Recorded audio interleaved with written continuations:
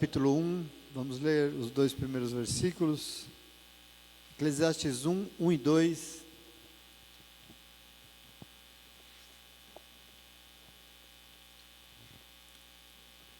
Eclesiastes 1, logo depois de Salmos.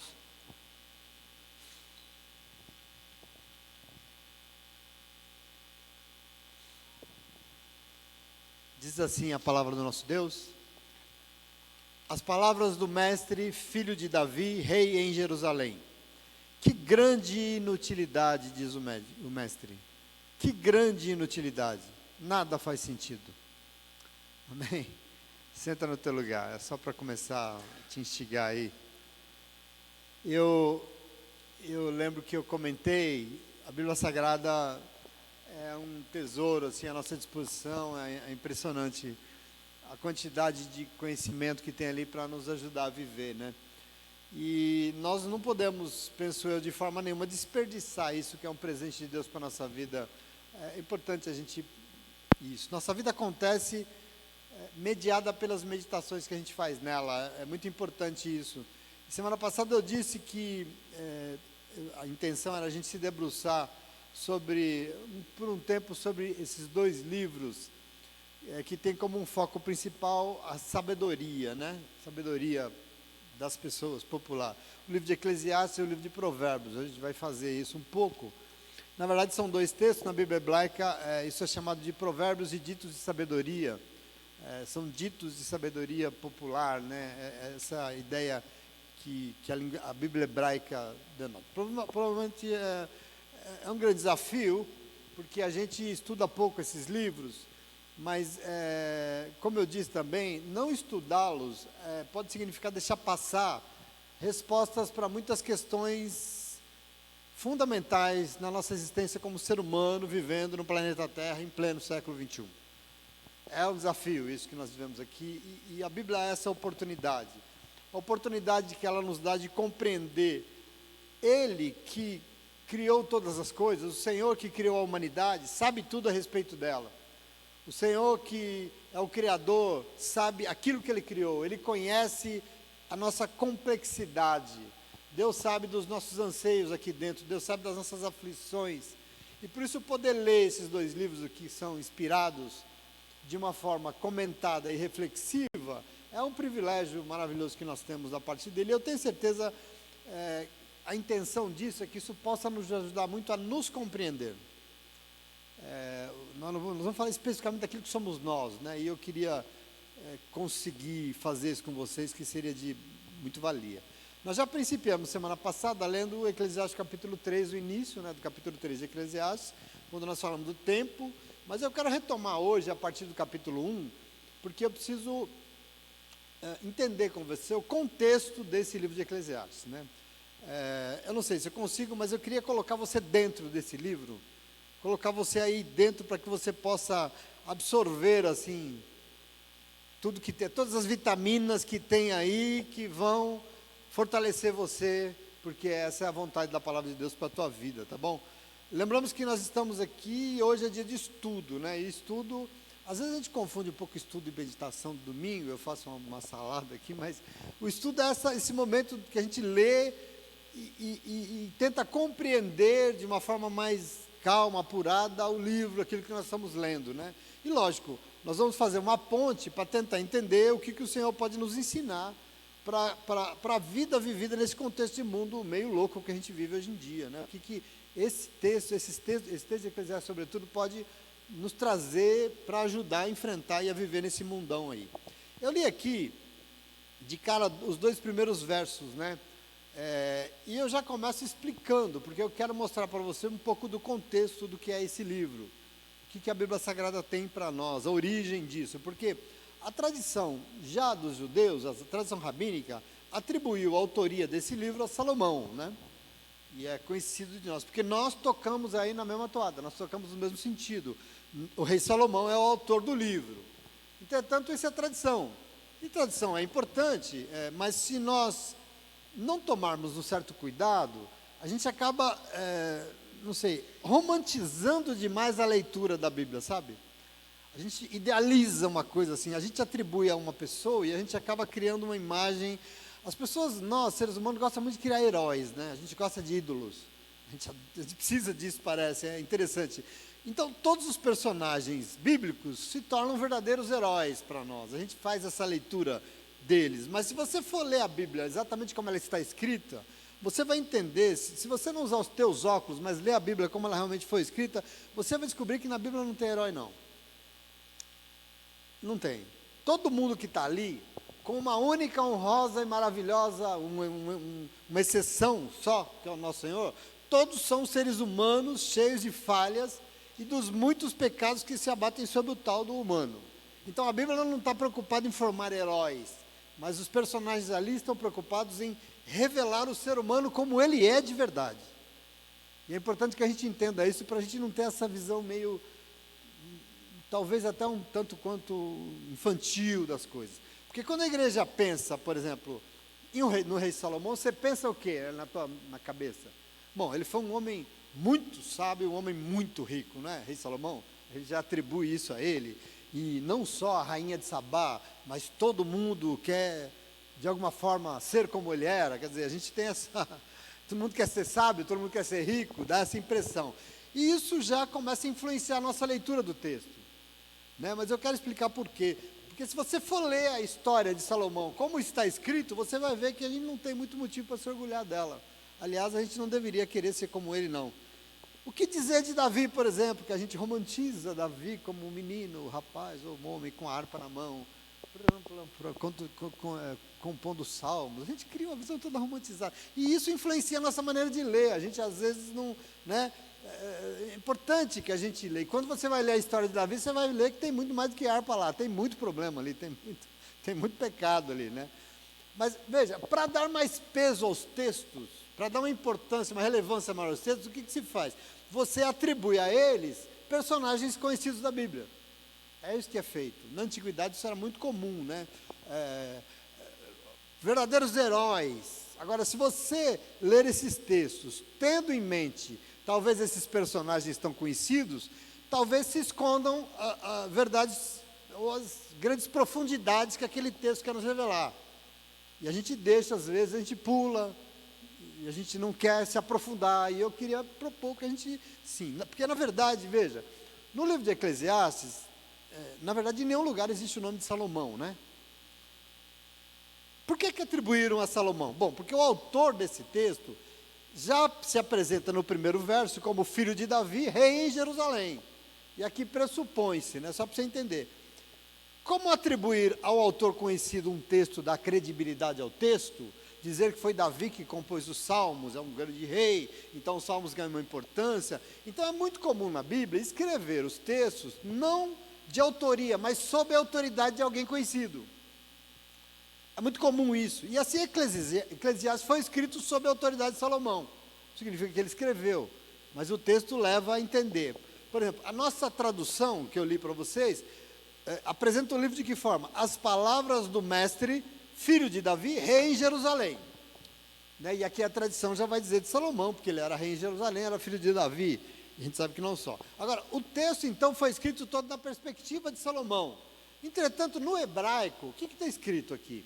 Na verdade, essa apresentação é o seguinte: palavras de Coelet, filho de Davi, rei em Jerusalém. Eu queria que você entenda, Coelet, o que é? Não é um nome próprio, não é o nome de uma pessoa, mas é um atributo de alguém. A tradução dessa palavra Coelet é alguém falando diante de uma assembleia. Esse é o personagem que está por trás do texto. Foi traduzido, por isso que diz aqui mestre, né? Alguém falando diante de uma assembleia é um mestre. Então a palavra Coelet aqui, na raiz é carral, que significa assembleia. Coelet é uma espécie de pregador, assim. Então, no Antigo Testamento, que é em hebraico, está lá a palavra Coelet. Quando foi traduzido para o grego, traduziram como Eclesiastes. E eu acho interessante que a palavra Eclesiastes vem de eclesia. E você sabe que eclesia é igreja, né? Assembleia, igreja. Então, a tradução tentou manter o mesmo sentido, que é alguém que fala diante da igreja. Esse é o autor do texto. Obviamente, Salomão não era esse cara. Ele foi escrever um livro escrito para a igreja do Senhor. talvez a melhor forma de entender, as palavras de um pregador falando para uma igreja. Esse é o texto. E aqui eu quero me debruçar. Entende aqui onde é que nós estamos? Então, não tem nenhum problema querer atribuir a Salomão, mas está tudo bem também, porque, sobretudo em muitos lugares, o texto fala como se fosse ele, né? Mas nós vamos sair desse negócio de herói e vamos tentar nos aprofundar aqui para ver o que realmente esse texto quer nos dizer, o que nós podemos absorver aqui. Porque, na verdade, se trata de um narrador falando com a igreja, e eu não sei se tem igreja aqui nessa noite, está com frio, mas tem, né? É um pregador falando com a igreja, e é um pregador que tem algumas peculiaridades. E a principal peculiaridade dele, aqui o que chama atenção, é alguém em profunda agonia, buscando compreender o sentido da vida. Aqui é o texto, e aqui eu preciso que você fique comigo. Para quem lê esse texto, se você resolver ler esse texto na tua casa, a primeira impressão que fica é que quem está escrevendo isso é um cara profundamente desiludido com tudo. Porque para ele nada nesse mundo faz sentido. Nada nesse mundo faz isso. Sua primeira frase foi, que grande inutilidade. Ele começou o texto assim. Primeira frase, que grande inutilidade, diz o pregador. Que grande inutilidade, nada faz sentido. Um negócio meio desiludido, né? Meio... Então, para você compreender o livro de Eclesiastes, já vai um conselho. Você precisa entender o todo dele. Não adianta pegar versículos ou comer. Nós temos que entender o todo, porque o livro começa questionando e indagando sobre tudo. Ele bota dúvida sobre tudo. O autor coloca dúvida sobre a razão de absolutamente de tudo que existe no planeta Terra. E é interessante pensar nisso. Mas o texto vai caminhar, e você vai ler comigo, ele vai progredindo, porque se inicia com a constatação de que a vida é efêmera. Na vida tudo passa, na vida tudo vai ser esquecido, por isso, na vida, tudo é sem sentido. As coisas são passageiras, mas ele vai evoluir, e ele vai falar sobre a importância, eu estou dando uma pincelada do que nós vamos ler, sobre a importância de que é saber viver, na simplicidade da vida, e sobretudo, a importância de saber viver a partir da sabedoria essencial, a única que vale a pena, que é a sabedoria de quem busca o Senhor enquanto é tempo. Nós vamos percorrer, nós vamos sair de um quadro desolador, assim, desiludido, e vamos caminhar para aquilo que é realmente uma sabedoria que precisa conduzir a nossa vida, entende isso? Então, para iniciar essa leitura, então, seria importante compreender que a grande questão do livro de Eclesiastes aqui, é pela pergunta que talvez seja a pergunta mais difícil e complexa da história da humanidade toda. Qual? O sentido da vida. O sentido da vida.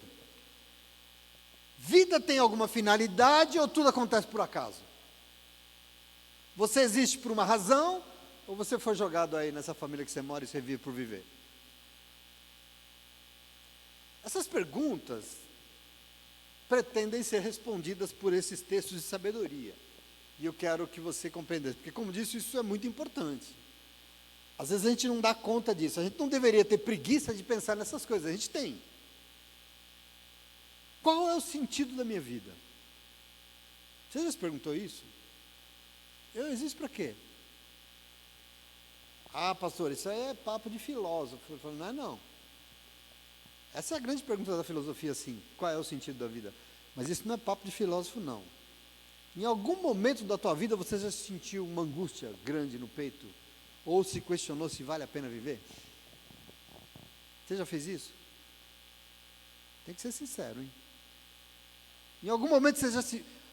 Aliás, eu lembrei que a minha esposa teve uma situação essa semana, uma pessoa, meio aconselhando uma pessoa, e a pessoa, e não é filósofo não, uma pessoa muito simples, uma pessoa muito humilde, e ela disse o seguinte, sei lá, eu pensei que eu vou chamar o meu marido, nós vamos entrar para dentro de casa e vamos morrer, porque a vida não tem o menor sentido, não tem sentido viver. Isso ela ouviu essa semana de uma pessoa.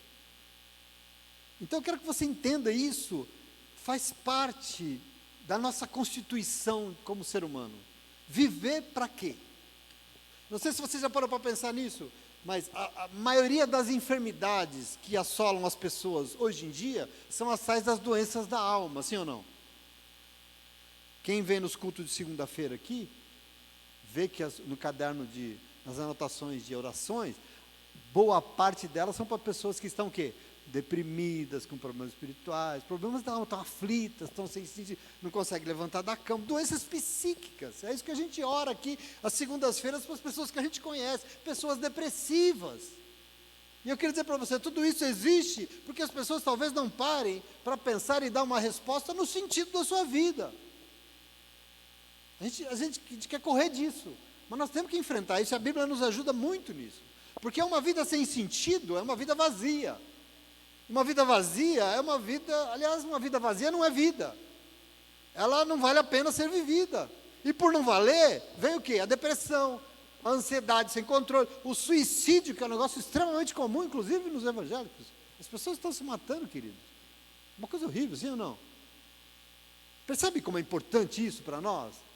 O sentido por isso que Eclesiastes é fundamental. Uma vida sem sentido se enche de inseguranças, e por isso, muita gente tem uma dificuldade danada de dormir, né? Perde o sono, a cabeça não sossega, sei lá, essa falta de sentido é meio assustadora, talvez a gente precise de um comprimido para dormir, senão a gente não dorme. Estou falando de uma coisa muito, não estou falando da nossa vida, percebe? Essa coisa do sentido é muito importante. Por exemplo, pessoas que são muito propensas a vícios, você conhece alguém? Se vicia com muita facilidade, são pessoas que às vezes não param para pensar no sentido da sua vida. E porque a vida é um tanto quanto angustiante, se vicia para fugir da angústia. É comum isso, sim ou não? Aliás, eu lembro que, por exemplo, celulares são frequentemente usados como fuga por 99,9% das pessoas, mais 10, né? E o celular vira uma fuga porque a realidade assusta e por isso é melhor fugir dela do que encarar. E aquilo vira um vício. As pessoas se viciam com muita facilidade, fogem porque parece que tem medo de pensar e encarar a pergunta do pregador. A vida tem sentido?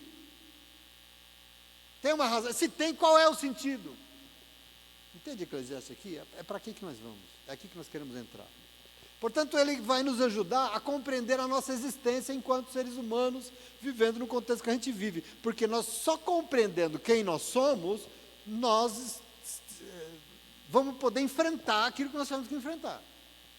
É o único jeito.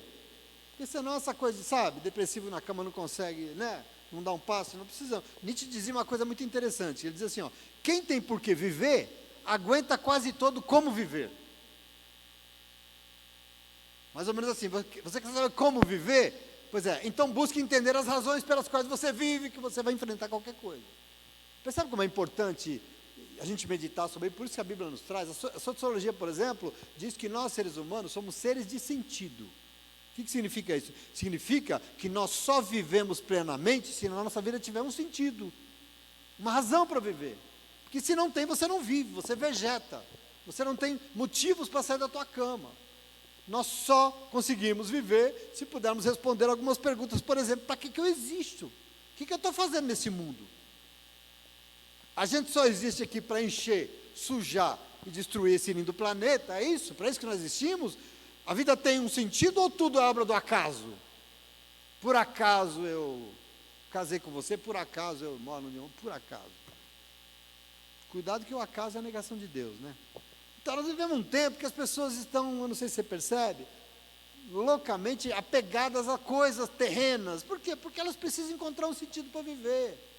Qualquer coisa é novidade, as pessoas se apegam, e por isso elas se agarram ao que tiver do lado.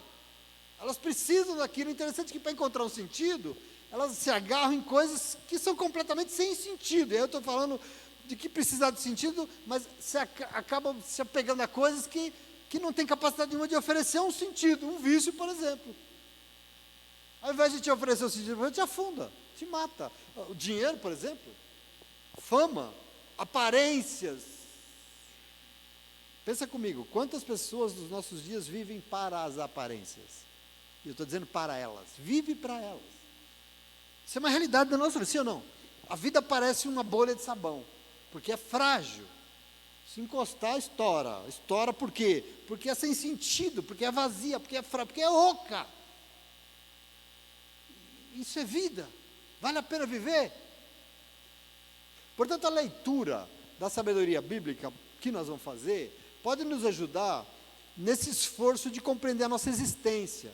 E em nos compreender, nos encher do verdadeiro sentido que vai nos fazer desfrutar de delícias que a Bíblia promete, delícias eternas que o Senhor tem para cada um de nós, Ele quer nos dar, Ele prometeu em nome de Jesus, amém? Então é disso que nós temos que tomar posse, nós temos que viver aquilo que a Bíblia diz, uma vida plena e abundante diante do Senhor. Não dá para ser vidinha aí, se apegando em miséria, para achar que vive, porque isso não é coisa de crente não, crente vive a plenitude que Deus tem, a vida que Deus preparou para ele em nome de Jesus, tá bom?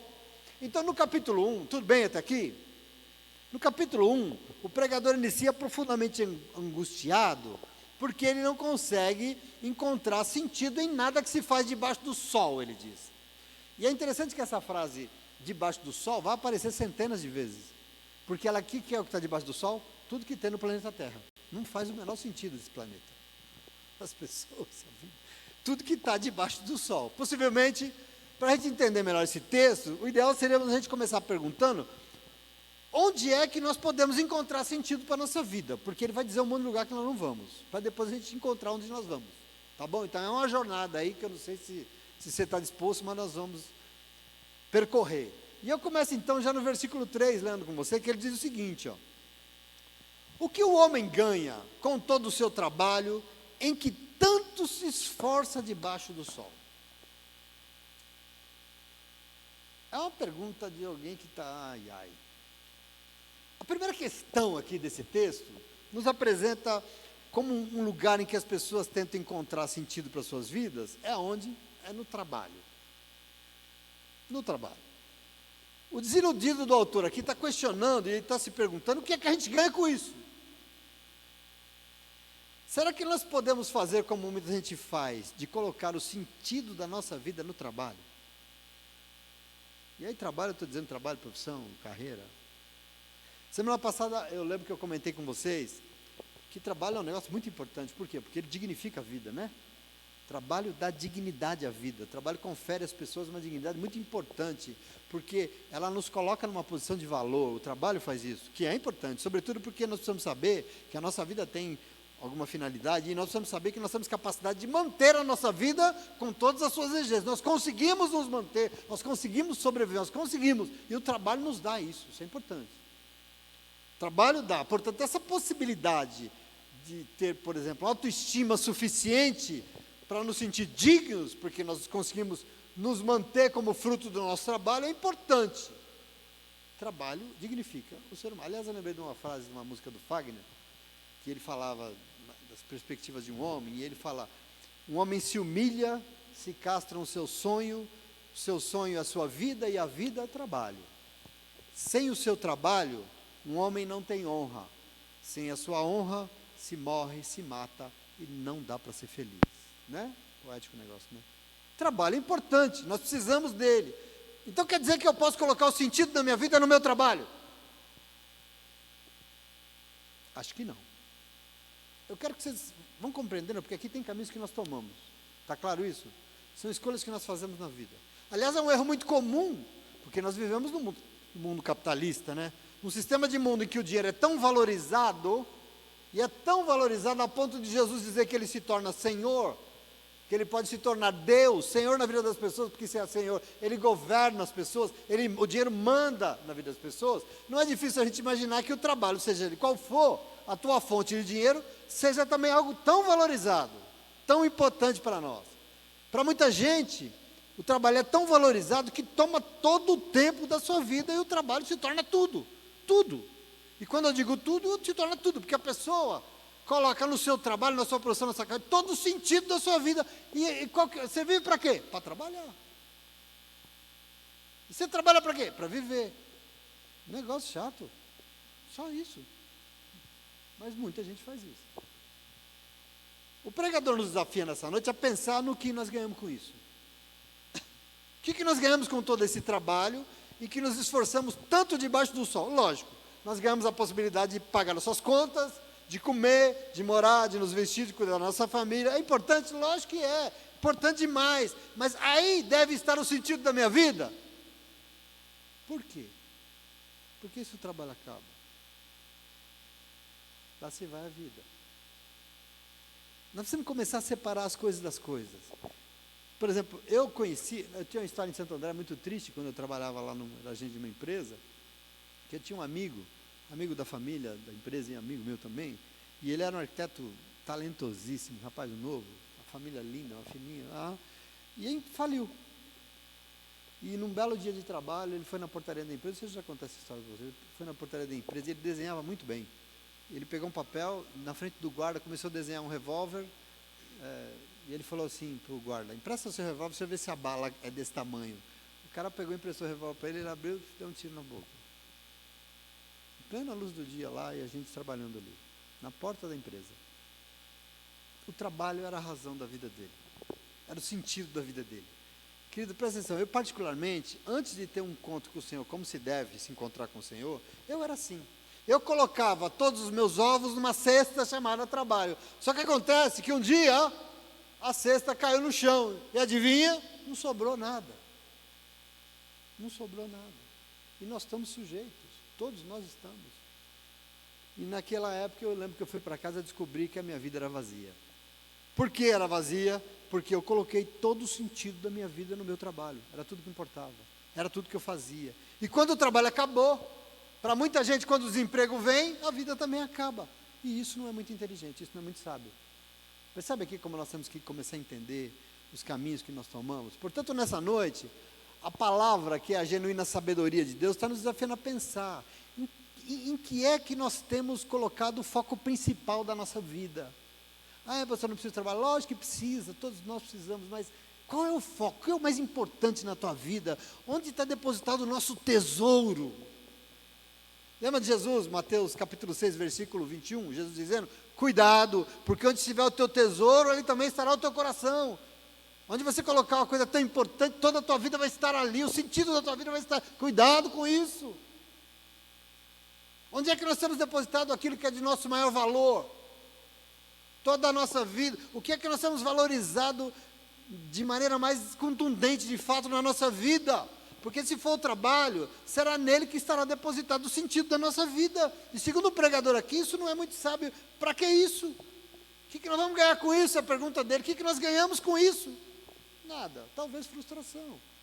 Não porque não seja importante. É muito importante, mas isso não é sentido de vida. Vocês entendem? Não pode ser, em nome de Jesus. Eu confesso para vocês que eu aprendi com isso, e por isso eu continuo trabalhando até hoje. Não sei se vocês sabem.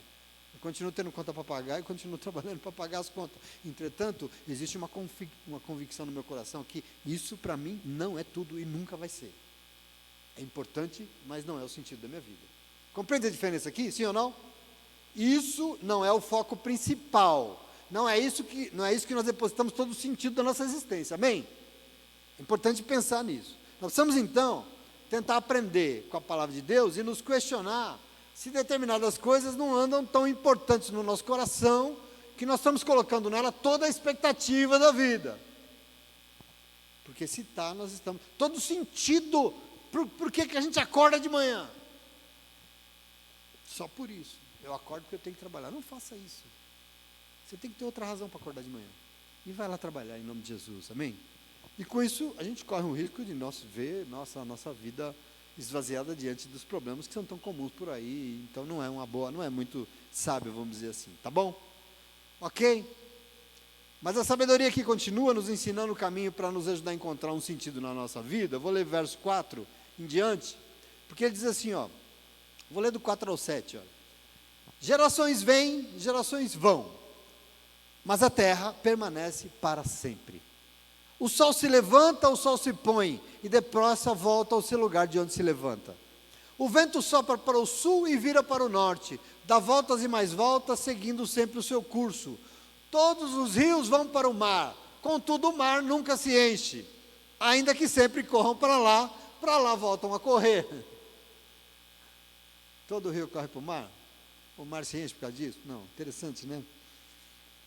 Aqui algo importante para a gente pensar também, para a gente ser sábio como o Senhor deseja, é entender algo muito básico, que a gente pode falar aqui, a vida tem o seu curso. Independente do que a gente quer ou do que a gente não quer, determinadas coisas vão acontecer, a gente queira ou não. Nós não podemos tirar isso de mente. A criação de Deus tem a sua grandeza, A criação de Deus tem a sua soberania, a natureza tem a sua lógica, e nós não podemos desprezar, porque o próprio Senhor Deus prometeu, no Gênesis capítulo 8, versículo 22, depois que Ele fez o dilúvio sobre a terra, para corrigir um problema, Ele disse no versículo 22, enquanto durar a terra, plantio e colheita, frio e calor, verão e inverno, dia e noite, nunca, jamais passarão. Deus disse isso. Ou seja, o Senhor assumiu o compromisso de nunca mais interferir nos rumos da criação, como Ele tinha feito no dilúvio, porque o problema da criação não é a natureza, mas é o coração do ser humano que é dado ao mal. Essa é a conclusão de Deus. A vida tem o seu curso, a natureza tem o seu ciclo, as coisas acontecem, e acontece segundo a vontade soberana de Deus. Ela não vai passar, ela vai permanecer para sempre. Você já parou para pensar nisso? Quem é você diante disso? Então, para entender qual é o sentido da nossa vida, tem alguma coisa que nós não podemos esquecer. Primeiro, nós somos seres humanos, e nós passamos por aqui por um breve tempo, eu e você. Nós passamos por um breve tempo, então nós vamos deixar para trás tudo que nós construímos, nós vamos deixar para trás os bens que nós adquirimos, nós vamos vir, passar e vamos embora e vai ficar. A terra permanece para sempre, sim ou não? Conosco, ou sem a nossa presença, ou com a nossa presença, ou sem, o sol vai continuar a se levantar e se pôr. Conosco ou sem nosco, o vento vai continuar a soprar. Os rios vão continuar a correr para o mar. E eu não sei se o mar vai aumentar, mas acho que não vai. E o que significa então, meus irmãos, minhas irmãs? Sabe o que significa? Que o sentido da nossa vida não pode estar em nada do que nós fazemos, construímos ou ajuntamos debaixo do sol enquanto nós aqui estamos. Não é o teu patrimônio, não é o teu legado, não é. Vamos morrer e vai passar, e a vida continua, e a terra vai estar aí. Eu costumo dizer que lá na frente, outro vai morar na minha casa, você entendeu isso ou não? Nós não conseguiremos nunca preencher a nossa vida, os nossos vazios, se nós estivermos colocando o sentido da nossa vida naquilo que fazemos debaixo do sol, inclusive tendo foco em nós mesmos, principalmente porque nós somos passageiros, porque tudo diz respeito a nós aqui debaixo, vai passar. Por isso o segundo grande erro que as pessoas cometem, é que pode talvez esvaziar a sua vida completamente de sentido, é colocar os seus pensamentos nas coisas passageiras, transitórias. A Bíblia Sagrada fala no livro de Colossenses capítulo 3, dá um conselho: não coloque os seus pensamentos nas coisas do alto, e não aqui na terra, porque aqui tudo passa. Se você está focado nisso que é aqui, isso vai passar, e aí você morre junto. É interessante que a gente entenda, Mateus 6, o Senhor Jesus disse o quê? Se você está interessado em coisas passageiras aqui debaixo do sol, em primeiro lugar, busque as coisas, a justiça do reino de Deus, as coisas do alto, que aí você vai poder, para você precisar das coisas aqui, você precisa depender das coisas do alto primeiro, porque lá as coisas não passam, elas são eternas, aqui não. Então quem bota o sentido da sua vida nas coisas que vão acabar, que a ferrugem vai comer, que o ladrão vai roubar, acontece o quê? A vida vai ficar o que vazia. Não é aqui que tem que estar o sentido da nossa vida. Você entende isso? Sim ou não? Está muito difícil. Está dando para entender? Estou assustado. Está dando ou vocês estão com frio? Entende que você precisa encontrar a razão pelo qual você existe, porque sem isso nós não existimos. A vida é um vácuo. E esse buraco você vai tentar preencher com coisas que não vão preencher. Esse buraco vai te causar mais buraco, e você precisa encontrar o sentido verdadeiro que te faz viver a plenitude da Zoé, a vida perfeita, plena, transbordante que Deus inventou e quer te dar, em nome de Jesus. Percebe isso? É importante, sim ou não?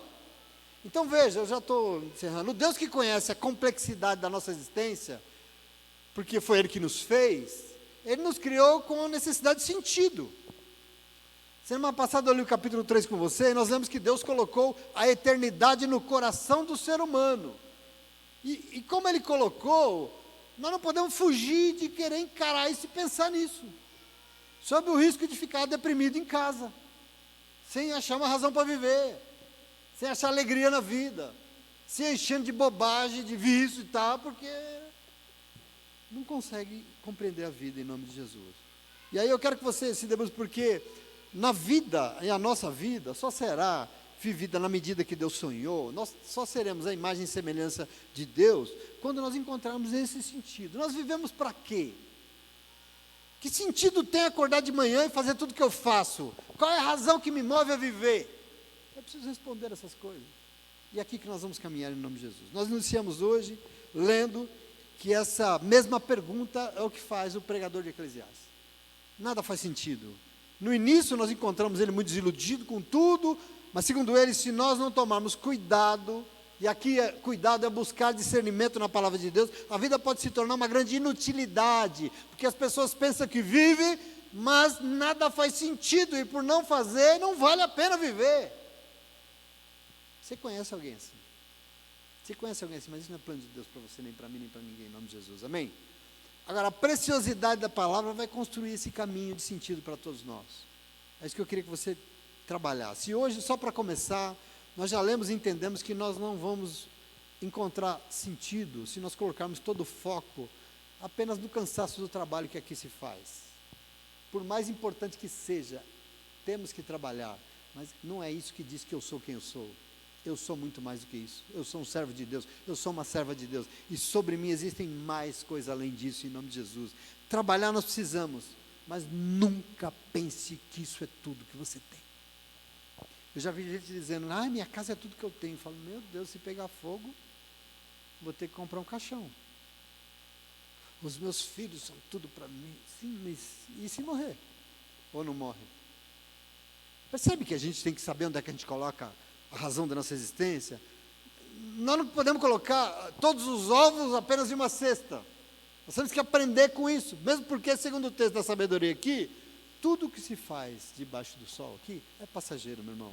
O dinheiro que você ganha, o teu trabalho, é passageiro, é transitório. Mas Deus e a sua criação não é. Deus é eterno, meu irmão.